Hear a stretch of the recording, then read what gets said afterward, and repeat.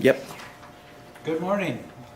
Good morning. So, it will help us to know a little bit about you. So, how many have been here since the 50s?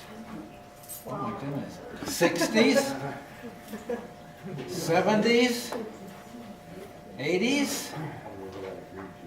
90s? 2000s? Wow. Okay. Anybody has never been in Manhattan Beach, lived in Manhattan Beach? Okay. All right. With that. That's very interesting because there's a good flock of you here. You're going to be able to tell us whether or not we're telling the truth here. So. We have passed out a little handout, which you don't really need, but if you're interested, you can follow along with our presentation. On the one side of it, the other side of it, we have some issues that we'll be hitting on, not in any depth or anything, but just to sort of give you a few things to talk about while you're, or think about while you're here. So, I'm going to start here. The story actually starts in the 1950s when I made a trip across the country on Route 66 with my family from Pittsburgh to Los Angeles. And this supposedly is me and my mother in the Pacific Ocean somewhere around here. It's got that label on it anyhow. What I remember though about coming to Los Angeles was that I decided when I was 13 that this was where I wanted to live. And I picked out a house. It wasn't here. I think it was in Belmont Shore. And it was a beachfront house. And I had that dream, and I took that dream back to Pittsburgh with me. And Paul and I met in 1952 when we were both 15 years old. We went to rival high schools, and we met at a swimming pool where a lot of kids met.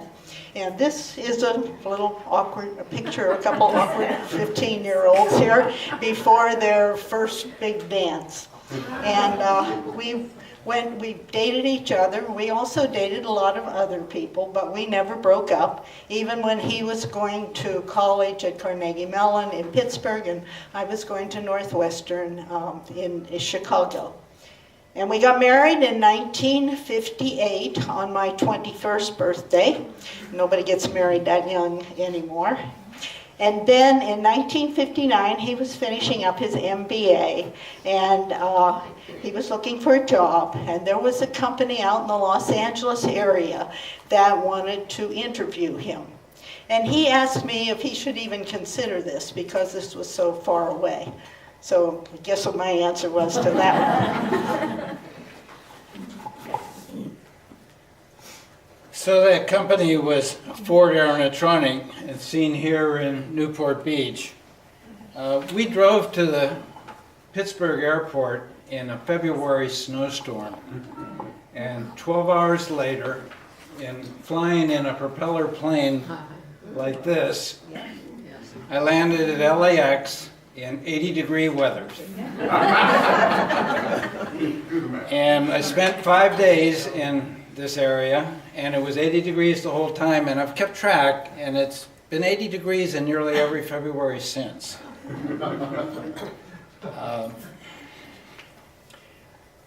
In those 5 days, I interviewed different people, starting with who would be my peers and working up to the big boss.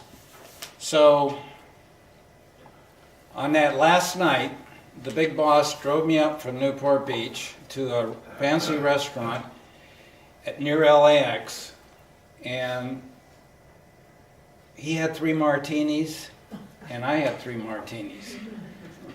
And the next thing I remember was standing out at the old Imperial Terminal, which is all there was at that time, about right at the foot of the stairs to get on my plane home, and I threw up on his shoes.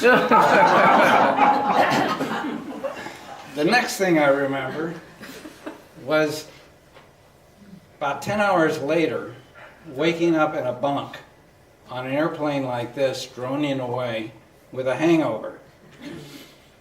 We landed at Pittsburgh, Lynne picked me up in another snowstorm and asked me, how did it go? And I said, well, there's good news and bad news. But he got the job. So in 1959, when we were 22 years old, we packed all of our possessions in the trunk of this Triumph. And we drove across the country from Pittsburgh to California, where we knew absolutely nobody. And we bought a house in Tustin for $12,000, which we later sold for $16,000. And it was a 3-bedroom, 2-track home. We had an orange grove in the backyard at that time. It was a fixer-upper, but mostly it was just dirty. And there was a real teacher shortage at the time, so I very quickly got a job teaching junior high school, and I started to wiggle my way into television.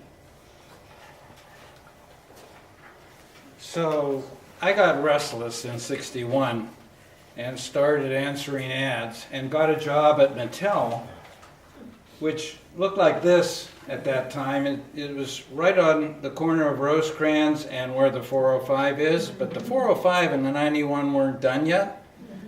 So I was commuting from Tustin, and I took the 5 a little bit, and then it was just back roads from there on. And my major east-west leg was Artesia, which was just a rural area with a lot of dairy farms that you could smell as well as see. The commute, I started in October, and the commute wasn't too bad until the fog and the rain of November came along. The fog on a couple days was so bad out on Artesia that I had to open the door of my little Triumph and look down at the line. That's as far as I could see, going very slowly. But what really stopped the commuting was the rain. There was a lot of rain that year, and one day in November, driving home on Artesia, I came to a flooded out intersection. And I stopped and watched what was going on, and some cars were making it and some not, through about 2 feet of water. And there was a tow truck for a gas station across the corner. And he was rescuing the cars that didn't make it, for a price. So I waited for everything to clear and then slowly started going through in my Triumph. And it was going great until the tow truck came from the other side with this great big bumper, deliberately making a wave that literally came over the hood of my car. As that wave came, I went into reverse, and I kept it going, and then I somehow made it to the other side, went to the gas station, opened the door of my car, a lot of water came out, and I spent some more time getting all this other smelly water out. And when I got home, I said, we're moving, and soon. The car was never the same. Was that Heights at Redondo? What that picture was Manhattan Beach Boulevard at Redondo? Redondo, about the same time, not as deep. Right. We bought a house at the corner of 35th Street and Agnes in the tree section. And people are nodding their heads, the house is still there, yes. I was getting my master's degree, and I was a hostess of a children's TV show at this time. Paul did work on the house, he was like building that deck that is there. I got pregnant, I am there, and I still wanted my beachfront house. So every Sunday we took a walk down to the Strand, and we had all these houses memorized, and we had our favorites of which ones we wanted to buy. But we couldn't get any realtors interested in us because we were a couple of 20-somethings who wanted to live at the beach. And even back then, houses on the Strand didn't often make it to the market. I mean, a realtor would get a listing and have somebody ready to buy the house. So finally, I called up the realtor who had sold us our 35th Street house, and I told her if she found us a house on the Strand, then she could also sell our 35th Street house again. And that worked. And on September 15th, 1964, exactly 54 years ago, she called and said that she had gotten an exclusive listing on the Strand, and she would hold that house till 8 o'clock that night so that we could go down and see it, and then she would put it on the market. So we went to see this house at night. It was dark, and we had 40 minutes to make up our mind. This was not one of our favorites. Paul went up in the attic with a flashlight and some other places and confirmed the place should be torn down, but we didn't have the money to do that. So when he saw the condition of it, he tried to talk the realtor down in the price, and she just laughed at him. And so we made a bid for the list price, which was, anybody want to guess? 6420, about 29,000. How many? About 29. 29. You're low. We should have. 40,000. You're getting there. 50. She knows. $49,500, and our bid was accepted. And we kept our house at 35th Street because the Strand house was unlivable, and so we needed to get it made into a livable condition. We had a 1-month-old baby when we bought this house. Eventually, we would have 3 children. That's Kevin, born in August '64, and then Owen, born in '66, who is sitting right here. Raise your hand. So that and Brian, who was born in 1969. And Paul was working at Mattel. I was getting a doctorate at UCLA at this time. Kevin was a very good baby. And the 3 of us went down to that house, and we worked every spare minute that we could to get it into livable condition. That was a lot of money back then, especially for 27-year-olds, even though we had good income and even some savings. We really couldn't afford living at the Strand then or now, except for 2 things. One, I could plan, build, and repair nearly anything myself. And number 2, Proposition 13. Without Proposition 13 right now, we could not afford the 6-figure-a-year taxes we'd have to pay. The rest of my presentation in this story is going to be about what it takes in sweat labor to be able to afford a house that should have been torn down.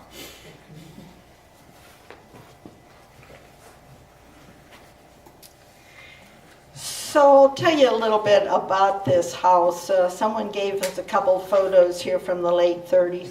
It was a beach house. It was probably better than most when it was built. First part of it was built in 1929. Upstairs there was a kitchen and a dining room and 2 bedrooms and a bath. And this was about 1,100 square feet. And then down here on the bottom there were 3 garages. And if you just follow this out to the front here, in front of the steps, there were his and her shower and a bath for coming up from the beach.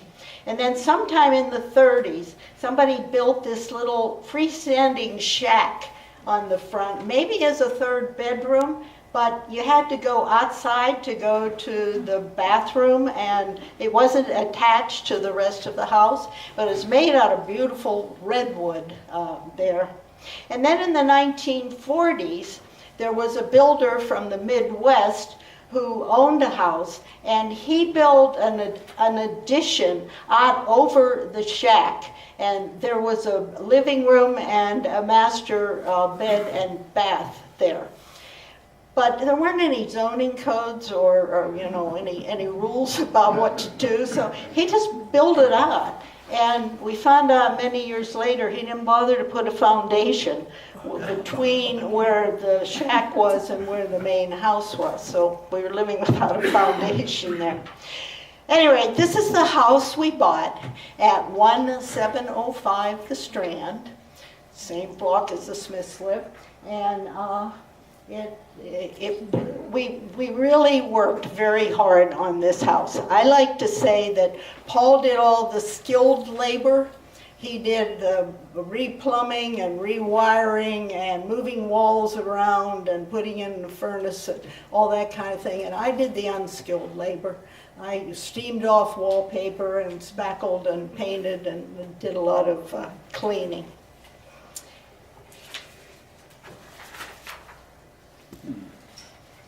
Yeah, I lost track.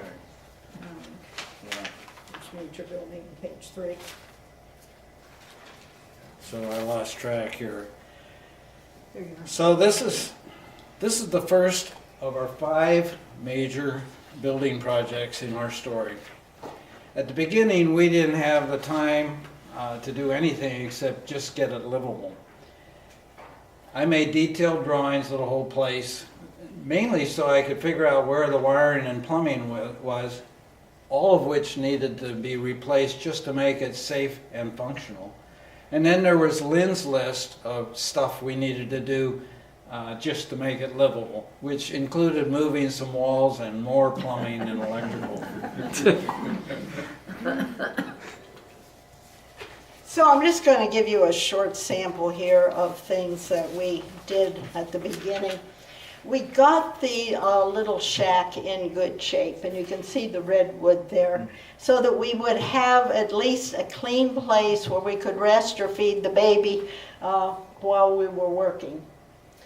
And Paul put in garage door openers in the back. Ocean Drive was like a thoroughfare back then, and you could not, you could not get your car in or out of your garage.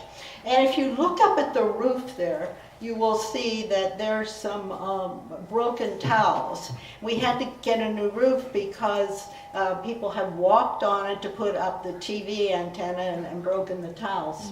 And all the windows were stuck. They were either stuck open or stuck closed. That was something that Paul had to fix. And we had louvered windows out in the front, and they were totally shot. Yeah, I'm not sure what just happened there, but somehow something. Yes. We're getting feedback. Yeah. Okay, I'll get a little further. You can still hear me, okay? Yeah. Okay. So the louvered windows No, had you to gotta be. get closer. Let's see. Well, that's going to No. get feedback now. Yeah, For some reason. something happened that started feedback Where were the happening. speakers on?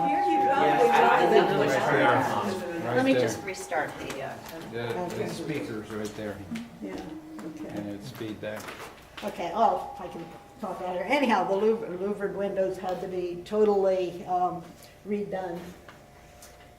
And he said I had a list. This was on my list. This was needing a laundry.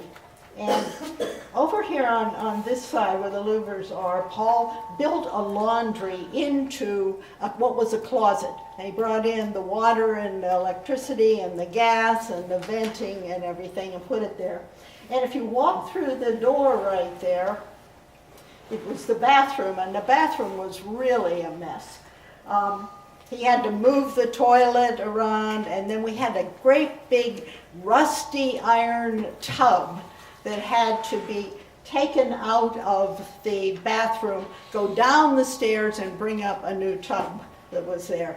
And I was pregnant again by that time, so he got some friends to help with that maneuver.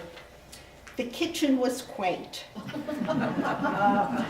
There was no heat in the house, so the people that had lived there before us, when they wanted to heat, they would light that oven and open the door, and that was the heat for the whole house. So Paul did have to put in a whole forced air system for that. Anyhow, you sort of get the idea there. He converted one of the garages into a shop so that would work for his tools. And The only place that you could get supplies that he needed was through the Sears catalog. So he and I made many trips to Sears to pick things up for the catalog. And then he would also rent a big trailer and fill it up with junk and take it to a dump that was in Palos Verdes. Darn. So, I don't know how to fix what it. happened to that. Just take it out. That's probably a better idea. Okay, I can wander around. Well, still getting a wander. I'll get a little further away from. But I don't want to get in your picture there. So. It's all right. I'll work around it. All right, so we got to go into the lifestyle thing now. So, what was life like on the Strand in the 1960s? Well, for starters, we had a drug dealer living next door to us in that big house there. His name was Bob, but everybody called him Easy, and he did not camouflage his occupation. He did eventually get put in jail, but not while he was living in Manhattan Beach. I don't think we have any drug dealers on the Strand now. I think we've got mostly finance people down there.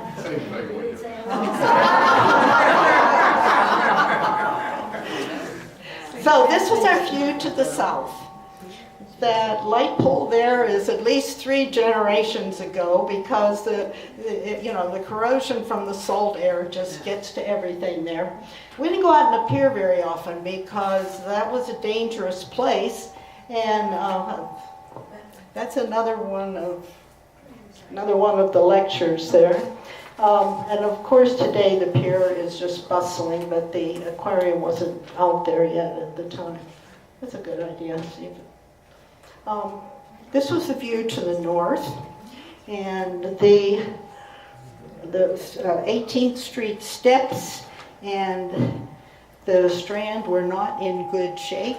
And that seems to be sort of a perennial, again, just from all the corrosion and everything. And, my gosh, this thing was even when I don't know what happened. even when I don't use it. Let me try it this way. And this is a view out the front. And we had a yard.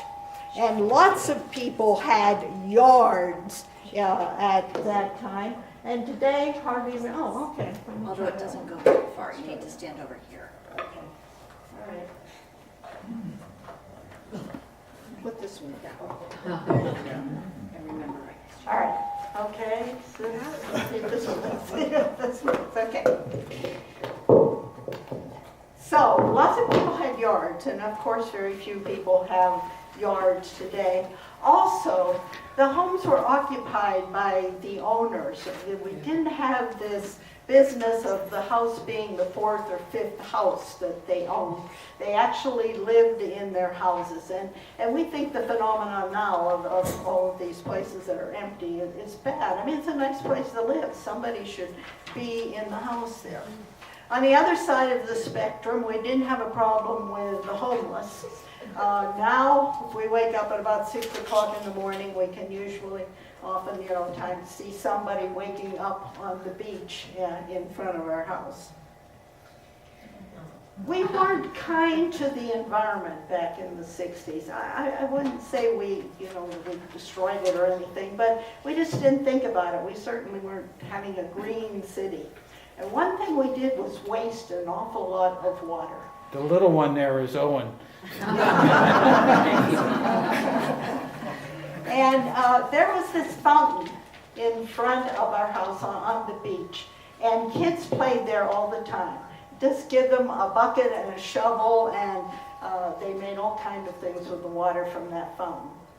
And also, our yard didn't drain very well, and so the boys would take a hose and they'd fill up the bottom there, and that kind of became the neighborhood wading pool. And, that's Owen again, we had a lot of toy guns. Paul would bring things home from Mattel for the kids to test. And in the 60s, Western and military guns were a very a common and important toy for boys. But these guns wind up in a lot of the photos that we took.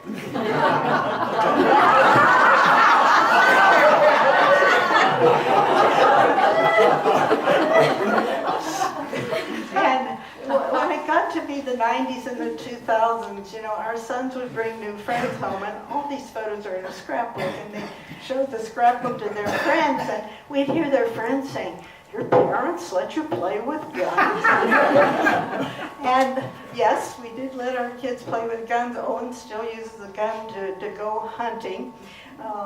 I don't know, the fact that guns now are undesirable toys does not seem to have changed a lot of the problems that we have related to guns in this country.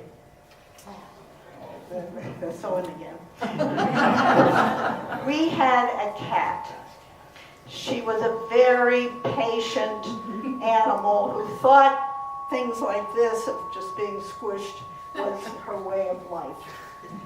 And, but we never had a dog.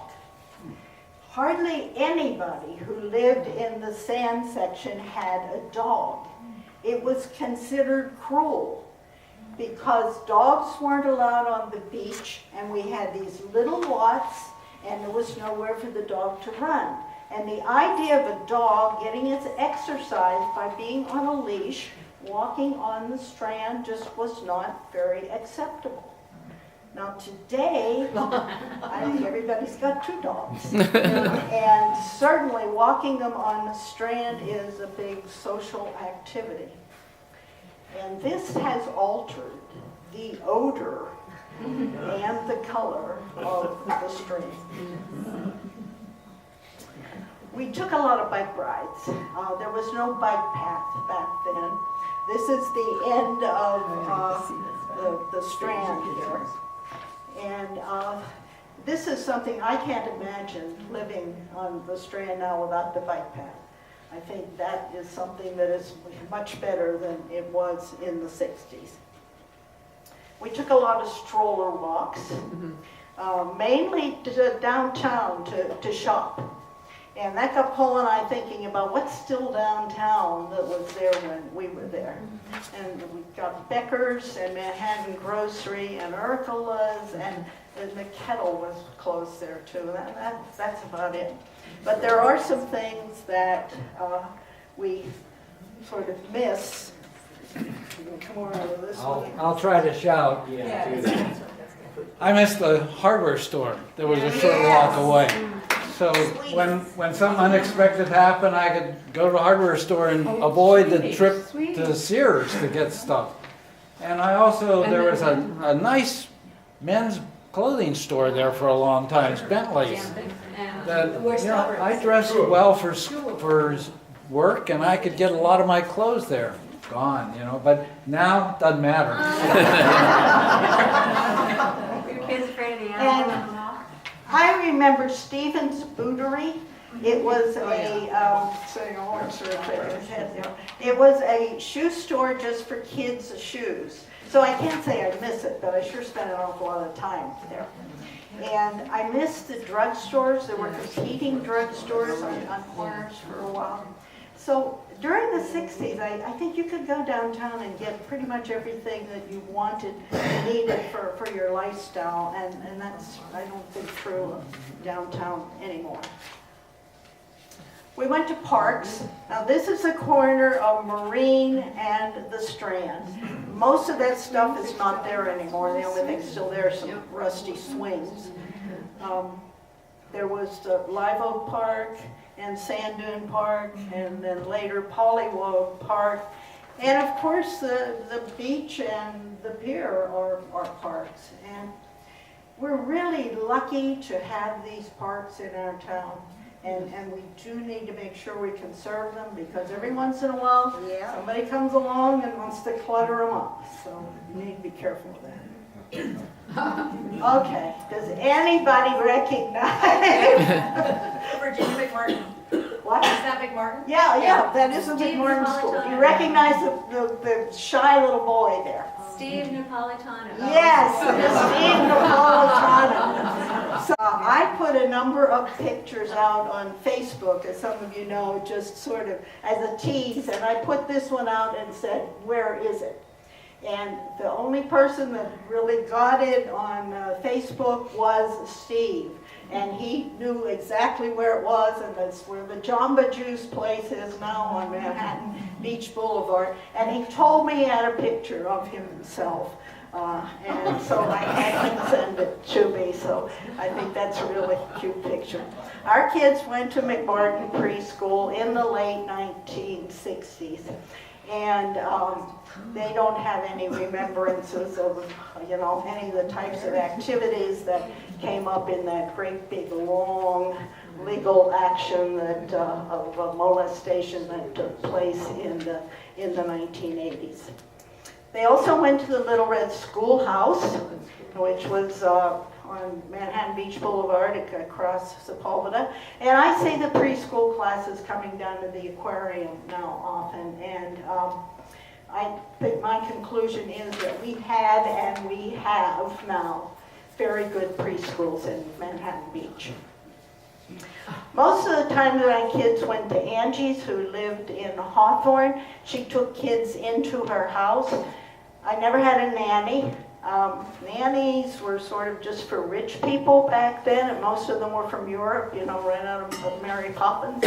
And most of the mothers were staying home and taking care of their kids. There was another mother that worked, and she and I both taught at Long Beach City College for a while, but we didn't work in the summers, and we took our kids a lot of places. And I wanted to show this because this is the dairy that Paul talked about earlier. And we took our kids out there to see cows.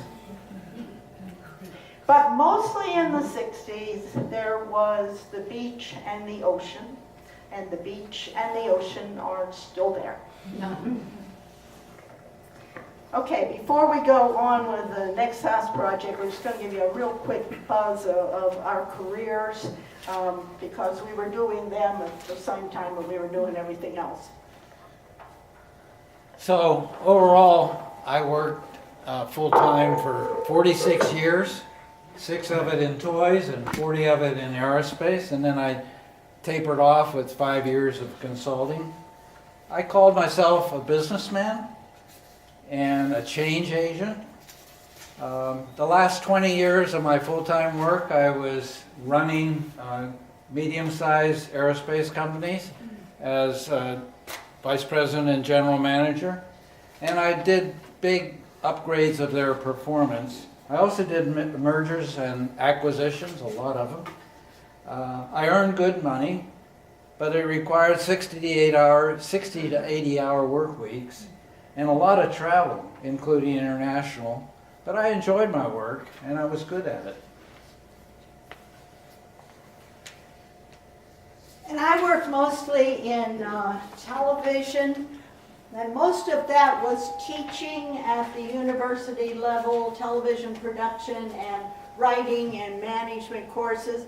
And I produced quite a few educational TV series, like this music history series for public broadcasting. And I wrote a lot of books about media, and I was in organizations like being on the board of governors of the TV Academy. So I would say my career was focused, but also scattered. So, house project number 2. You want to use the microphone? Can you hear me? Yes. We'll just do it out the microphone. Started in 1966, but as soon as we moved into the house in 1965, we started planning it and replanning it for nearly a year to figure out what we could afford and want. So we hired a local architect that was both flexible and cheap, that mainly worked on the exterior, then gave us this post and beam look that we still have. There were issues with the city. The biggest issues were one whole side of the house was way over where it should have been, nearly on the property line. And then we wanted to have in the back a deck and a circular staircase exit that went clear to the property line, which wasn't allowed. But I went to the city numerous times, and finally I built a scale model of the whole place showing them that. I blew them away and we got the permit. So there were a couple things that we wanted with this house, and one of them was to have a one-bedroom standalone apartment downstairs here. Whoops. And it still wasn't attached to the house, but it was mostly for Paul's parents to come and visit. And another thing we wanted was big windows in the front so that we could have a more expansive view of the ocean. And then what happened with this back is that it became a deck and there was an entrance into the kitchen. So it was sort of a big playpen for what were now 2 small children, and I could be cooking and they could be out on that deck there. Then when we had our 3rd child, we needed some more room, and so Paul cut a hole in the upstairs of the house and put in a spiral staircase. And that was when the upstairs and the downstairs got connected. And I was still doing the unskilled labor, but as you can see, I had a lot more help now. All right, we'll go into some of the lifestyle things for the 1970s. If you look at the back part of this picture, there's our house and a little house on the back lot next to ours. And then this is 17th Street here, and it's a walk street all the way up to Highland. And here's the picture of 17th Street. It was a middle-class neighborhood. The people that we bought the house from owned a furniture shop in Manhattan Beach. And there were a lot of stewardesses living on the 17th Street. Teachers, firemen, policemen, they could all live in Manhattan Beach. Now, of course, the income level that you need is above that. There were a lot of kids, so there were a lot of birthday parties, but that was the only structured activity I remember. Never did I arrange a play date with anyone. The kids just went out and played with whoever was hanging around. And they wandered. They went up to the railroad tracks. Now, I think probably all of you know this, given when you were here, but there used to be a train track where the train was, and there actually were trains on it. So they would go up there. When I was home, I was the beach mother babysitter. And the other mothers would sometimes call me and tell me their kids were headed to the beach. And we had a telescope. And I would go to the telescope and look out every once in a while and count the number of kids. And then if somebody needed to go home, the mother would call me. And I'd go out on our top deck up there, and I'd ring that bell. And the kids would hear it down at the beach, and they'd come up close to the house, and I would say, Jason has a dental appointment. And Jason would go home. Today, the kids are with their parents much more. They're watched over, and they don't have that much unstructured playtime. Plus, every kid's got a telephone, so they don't need my bell anymore. The kids, the families moved in and out of 17th Street, but in general, there were 17 kids who lived there pretty constantly. And when we had our 75th birthday in 2012, I think it was, I found all 17 kids through the internet social media things. And we had a reunion with them and some of their parents on our big deck, and that was just a whole lot of fun. In 1971, Kevin won an art contest, and the prize was a big wheel. The big wheel. Okay, that started a ride-on phase that included some ride-ons that Paul made for the kids. That's Owen. That's Owen. And that's Owen, one of the ones in Bourne twins. What the kids would do is they'd ride these ride-ons down the walk street and crash into the curb on the Strand. I can't say they watched out for pedestrians. One of the problems with these ride-ons was that they did not have brakes.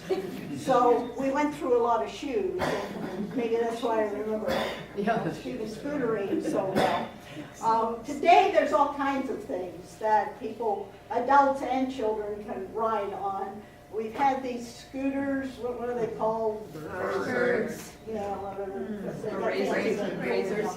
Anyhow, since the city council passed the ordinance outlawing those scooters, we've had 3 of them right in front of our house. And they went to Grandview and to Center, which is now Pacific. No, My Senator children walked to school. I walked Kevin the first day of kindergarten, and from then on they walked or they rode their bikes, even to Miracosta, which was quite a ways away. So there was no line of SUVs that were dropping the kids off at school. And they walked in groups, and so I just never worried about them getting abducted or molested. I don't know if it was just that the media didn't spark those things or whatever, but that was not a worry. Both Kevin and Owen have paper routes. And I need to say something here that's not original, you will recognize it, but it takes a village to raise a child. And the paper route supervisor was Connie Fenoy-Moana, and she was amazing. She got those kids to work while still realizing that they were kids. And she was a very important part of our village. The whole Fenoy-Moana family was, I don't know if you know them, I think there were 8 kids. And Eric, who was on the Olympic volleyball team, she's still in town doing very good things. By the time Brian got to the age for a paper route, Connie wasn't doing it anymore, and it was transitioning to the trucks, where they throw the paper under your drain spout. I really think this is a shame that there isn't something where these boys, and there should have been paper girls, where they can learn to work. So I think not having the paper routes is a shame. I help my brother. My brother. Sports was very important, especially in Owen's life. He surfed, and he still does, and surfing is, that was, is, and will always be a big part of the Strand and the beach culture. Kevin was particularly good at junior lifeguards, and that is such a wonderful program. And for living on the Strand, they were right in front of our house. They came home for lunch, sometimes bringing some of their friends. I still watch those junior lifeguards down there, and I am so glad that that is a program that we have. There was AYSO. Owen was playing soccer this morning. He's over 50 now, but he plays soccer at least once a week, and I think the AYSO was part of that. There was Little League, and Owen helped Bob Everett coach, and they coached Brian's teams, and that's another It Takes a Village story. The main thing I remember about Little League was adults behaving badly. I imagine that still goes on. And another thing I didn't like about Little League was snow cones.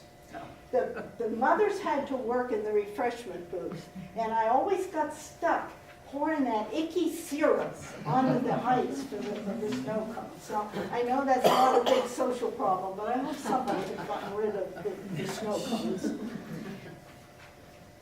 The sports wasn't for everybody. Brian played for years. I think it was mostly so Owen could coach his teams because he didn't really like it. He played right field for the Little League, and he has told us since that he used to stand out there and sing Christmas carols so that Jesus would keep the ball away from him.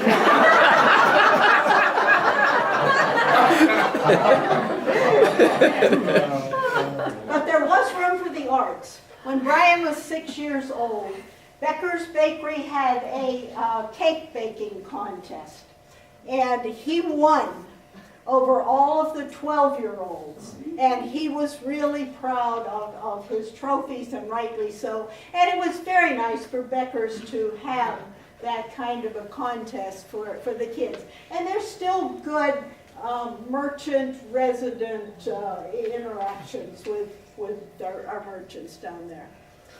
And the kids and I wrote Spanish, English, easy readers, and then had to figure out how to sell them. So we self-published them. So the kids had a booth on the Strand, and they sold lemonade and Spanish, English, easy readers. And this is a 1978 old hometown fair, and that's Brian and me, and we're selling our Spanish, English, easy readers there. It's probably pretty evident that my interests in this time were the family and my job. And Paul's going to tell you, take over here a bit. My interests were different. My first priority was work, which I loved, but it was very demanding. Besides, I have enduring interests in technology and government. I'm actually a political junkie. I can't get too many people to talk with me, but that's okay. I don't think I was a very good dad, and I really didn't try to be. I think I'm getting better at it now. You can ask Owen. I always had a shop and a lot of tools, and I was always doing projects, but they weren't that relaxing at that time because it was getting the house going. But I was a car nut from very early on, and that sort of culminated in this brand new Corvette when I was 32. I went 140 miles an hour in that car. But already the traffic was getting so that high-performance cars didn't work, very well here. So I was thinking of something else. And so I explored airplanes and boats. And I did that by flying and sailing, and decided that a boat would probably keep me alive longer, and also would be useful for the whole family. And the nice thing so when I got the boat, I got rid of the Corvette and settled on mundane, inexpensive cars from then on. One toy at a time. The nice thing about having a boat down in King Harbor is I can go on that new bike path, never get on a road, and get to my boat for both maintenance and sailing. And I still do that. So our next house project, which started in the 1970s, Paul and I disagreed on. It was to fill up the yard with an addition. And I didn't want it because I didn't want to lose the yard. Also, he wanted to put the 3 boys down in the addition, and I thought they were too young to be that unsupervised, and I'd be doing all this up and down 3 flights of stairs all the time. So I stalled the project for a couple years, but we did eventually build it. And now the bottom part down there is a guest quarters, and that is something that I like having. So my opinion was different. I really think this project changed the look, feel, and the function of the house quite a bit. First of all, it gave us this big deck out here, which is it was 900 feet then and it's 600 feet now. And I think that's our best room. We use it a lot. One thing I should have mentioned early, because I do all of the preliminary work on this and work with the city, it's a lot easier and cheaper to get good contractors to do it. They hate working with the city and they hate all the plan changes that most people make. Once we work something like this out for a year and decide everything, it just goes. And so it was a lot less expensive doing it. This bottom ended up being a 2-bedroom, 1-bath, complete apartment. The place is still zoned R2, grandfathered in, so it's a legitimate apartment, and we thought that, you know, worst case, we could rent it out and get money if we needed it later. Fortunately, we don't. But it still would be, and I hope we get to use it as a live-in caregiver when we get really old. It'll be a very desirable place for them to be.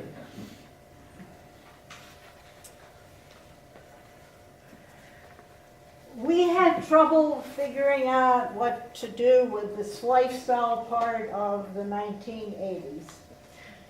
But we finally decided we will share with you the teenage years. So we are very proud of our sons, but there were some difficulties here, and I'm going to tell you about a few of them. They all went to Miracosta. Kevin got through just fine, except for a Halloween caper that went awry. He and one of his friends decided that on Halloween night they would disconnect the bells at Miracosta so that the bells wouldn't ring the next morning for school. So Halloween night, which was the only night they had a guard at Miracosta, would do something like this. Halloween night, Kevin is on a stepladder, up with a screwdriver, undoing the little ding-a-ling that rings the bells, and his buddy Steve is down at the bottom of the ladder as a lookout. The police, which put them in 2 separate cells in the Manhattan police station for several hours, and then called us and said at 3 in the morning, "Do you know where your son is?" The police did the right thing. The police are an important part of this village, and we have an exceptional police force in this city. And we should honor them for all that they do, for their knowledge, for their skills, for their dedication, and for their judgment. Kevin took a year off before going to college, and he worked for Grace and Art Evans, who were a Manhattan Beach company that had a little engineering, their Manhattan Beach family that had an engineering company. And they mentored him, and they let him stretch himself in economics, in engineering. And they certainly are among the people that it takes to raise a village. Kevin went on to the University of Colorado at Boulder, and he liked it in Boulder, and he still lives there, and it's a great place to visit. He is a successful geek. He has 7 patents for putting audio onto networks, and he goes around the world fixing problems with digital audio and networks and helping to set the standards for how they are in the internet and everything. Owen. I didn't get it. Owen got through Miracosta very well. He had good grades and got awards, got elected to things, got lots of friends. So we told him that he could have a graduation party on our big deck for 30 of his friends, and there was to be no alcohol. Right. He still says that that's what he tried to do. We had about 300 teenagers clamoring onto our deck and bringing six-packs and other substances, and it got out of control. And we had to call the police. It was definitely party at the Strand, and that still happens. Owen went to USC. One of the highlights was he did semester at sea. I think that's Sri Lanka. It is Sri Lanka. Okay, so he's on the left there. When he was traveling around the world, he got both his BA in economics and his law degree at USC. He is a very successful commercial real estate lawyer. He puts together big deals like shopping malls and apartment complexes, and he comes in handy, as you're going to hear in a couple minutes. Brian had the biggest bump in the road. By the time that he got to Maricosta, the demographics had changed, and it was a wealthier community. And the wealthier kids had access to drugs and alcohol. And he did get into drugs and alcohol, and he had the highs and the lows that go with that. He was elected president of the Maricosta student body. And about 3 months after that, he came out as gay. And it split that campus in half. He got threats, we got threats, and he had very strong supporters and sort of nothing in between. The administration was not split. They did not like having a strong-willed class president who was advocating for same-sex couples at the prom and wanting to talk about it in his graduation speech. Brian made some mistakes, we made some mistakes. One thing he did was he forged Paul's signature on some excuses to get out of class. And he got expelled for that several weeks before the prom. The same issue of La Vista, the school newspaper, that had the article about him being expelled, had the results of a poll that the newspaper had taken as to whether or not there should be same-sex couples at the prom. The result was 51% to 49%, which just shows you how split that campus was. I would like to think that the results would be a little bit different now. Brian's fine. For a while he had a hodgepodge of jobs, and one of them was with Arts Manhattan, working for O'Mara Goldstein. And he did things for her for years, even after he moved. And that, in its own way, was also a story of it takes a village to raise a child. He did go to CalArts, which suited him very well. He got his bachelor's and master's degree there. He is living in Vancouver, Canada with his longtime partner. It was the gay situation, that's why they're in Canada, but I won't go into all that. Brian has devoted his career to helping young people who are involved with drugs and alcohol. He's good at it. He's got empathy. He recently got a $2 million grant to empower youth, and now they got him working on solving the opioid crisis over there in Canada. That's through. Your turn. Give her a rest. So, Brian got into the Daily Breeze and the local newspapers for all of his capers, both good and bad. And I remember one time taking off in an airplane from LAX, sitting next to a guy and talking to him, and he says, "You're Brian Gross's dad?" So, on to the project number 4, which we started in the mid-90s. and it lasted to 2001. We thought it would be our last one. Lynn and I had a short conversation about where we're going to spend the rest of our lives, and we decided right here what that would be, knowing that whatever we did, our house is a teardown. So we made it exactly for us, and it's very specialized. And that got us to the final configuration of the house. We added 600 square feet in this one, and in another 4 or 5 rooms.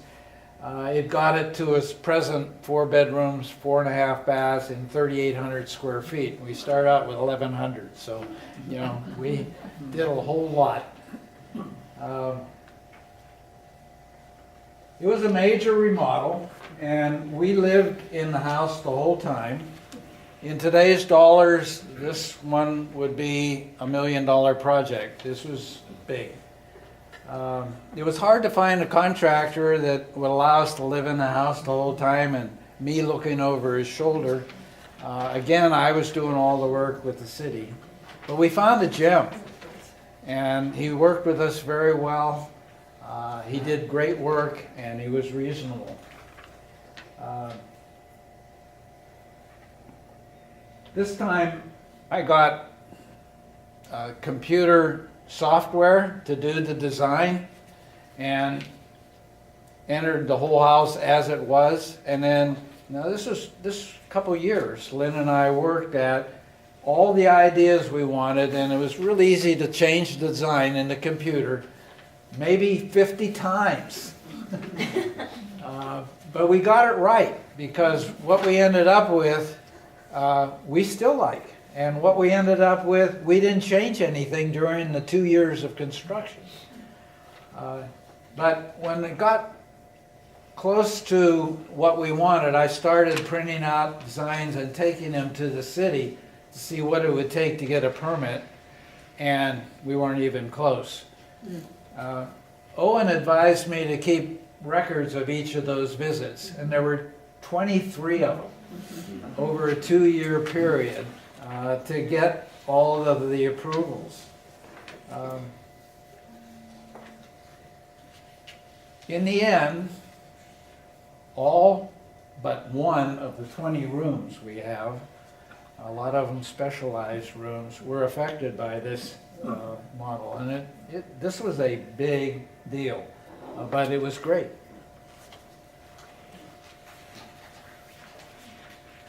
So I'm going to tell you 3 things here that we did that I recommend.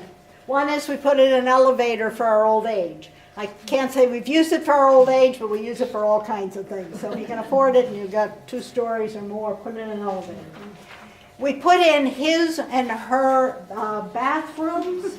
So we each have our own bathroom. His and her bathrooms are good for marriages. We raised the roof of the front of the house so that we had a more expansive view of the ocean. If you have an ocean view house, you should have high ceilings. Then we get to the 1990s, and it's harder even yet to talk about the life on the Strand, because our kids were going off having their own families, and we weren't as involved with the community as much. But I can tell you this. That was Owen again with his first child. I can tell you this. If you have a house on the Strand and a guest quarters, it's not real hard to talk your children and your grandchildren into coming to visit you. So that's our 4 grandchildren there. Then the other thing was Paul and I weren't here a whole lot.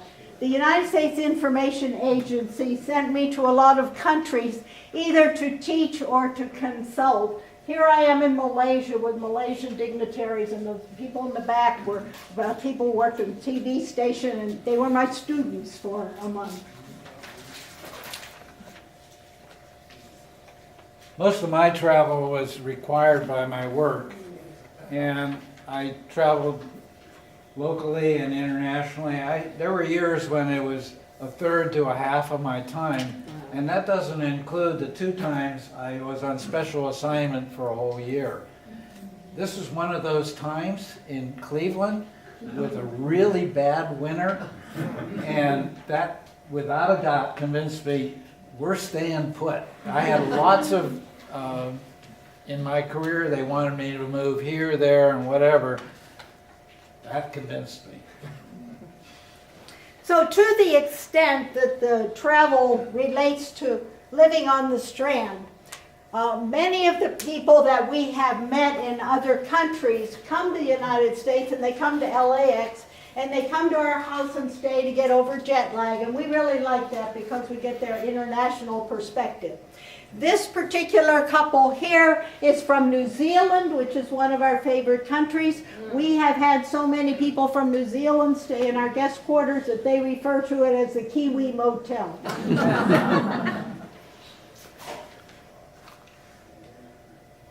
So as I said earlier, I have a strong interest in government at all levels. In my work, I've made uncountable trips to Washington, D.C., working with the military service, the Department of Defense, Department of Justice, FAA, you name it. I've done a lot.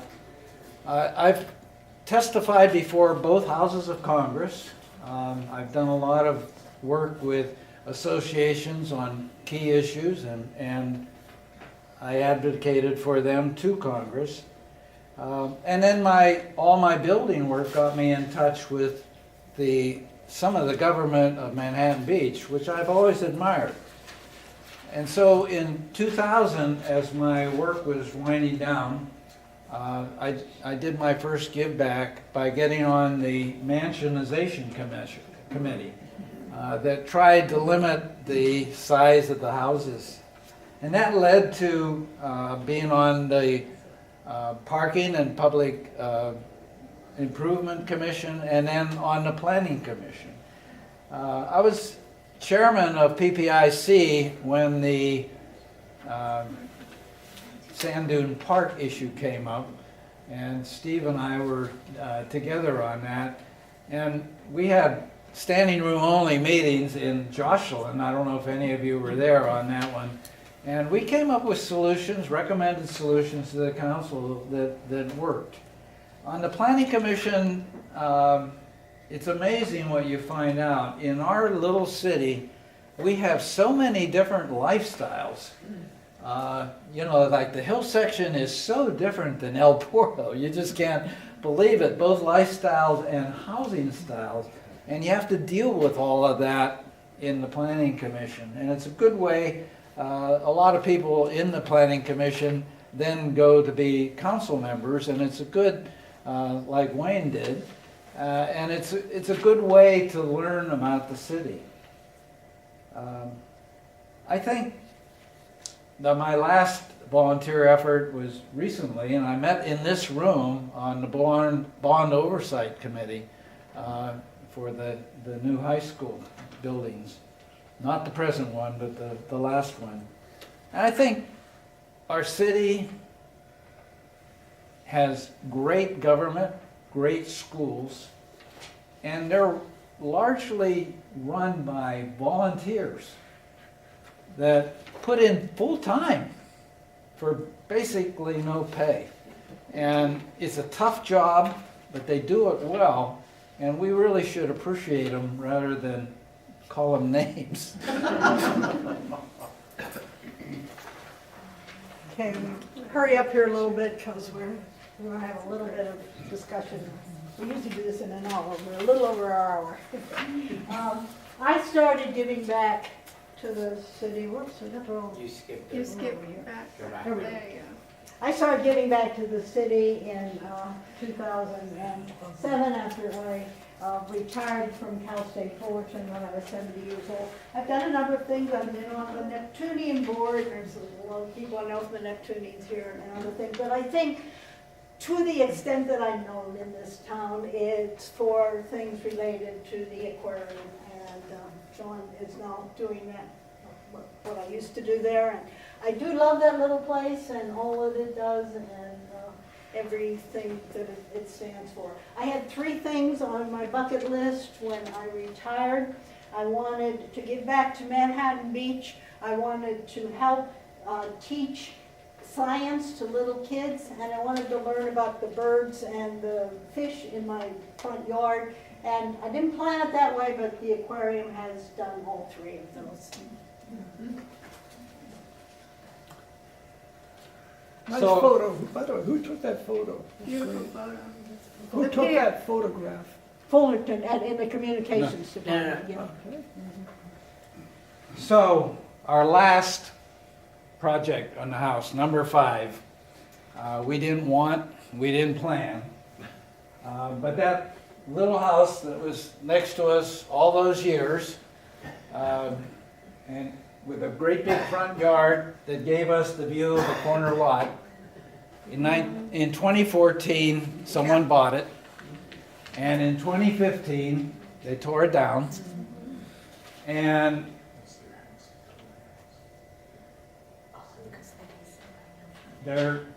they are building their dream house. It's still being built. This morning when we tried to get here, there were 6 trucks out in front of our house that we had to move in order to get out. But in order to build their dream house, they dug a hole. That hole, this is our house, 3 feet from that hole, all right? God. That hole went down 40 feet there for a 3-level basement with a pool at the bottom. Oh my God. The problem was that when they were doing that, there was sand, all the way down, and there were some cave-ins, and this whole side of our house started moving down.